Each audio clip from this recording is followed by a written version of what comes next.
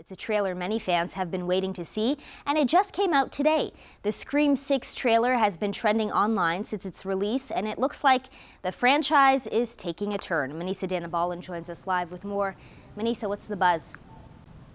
Kelly, New York, new rules. That's what's trending online with the 6th installment of the horror franchise, which also includes television series, merchandise, and games. As soon as the trailer starts, you can see that it's not your same old Scream. This time, it's not in Woodsboro. It's in New York.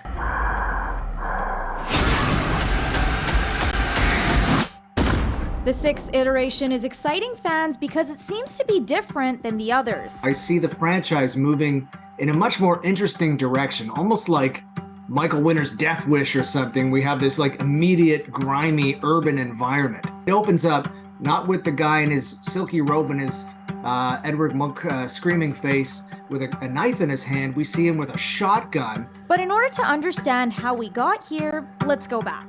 You like scary movies?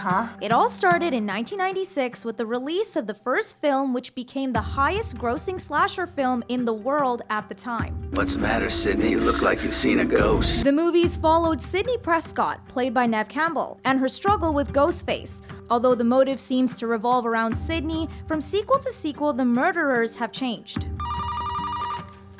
Hello? Hello, Sydney.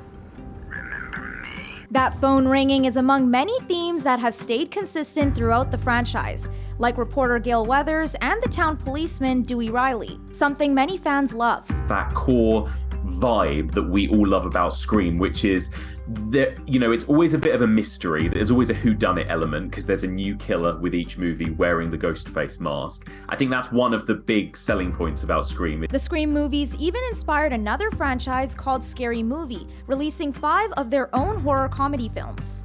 Yo. What's up?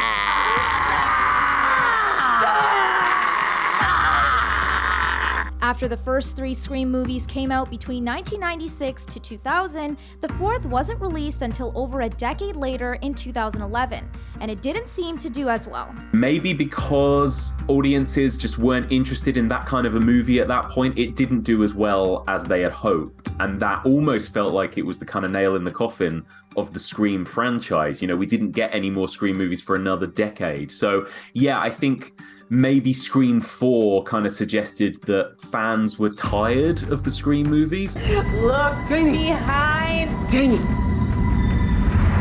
But 5 brought that interest back, tying in old and new characters. Now for the 6th installment, the victims seem to be dealing with a very different Ghostface killer, with a slightly different mask and in a different city. There's never been one like me, Gail.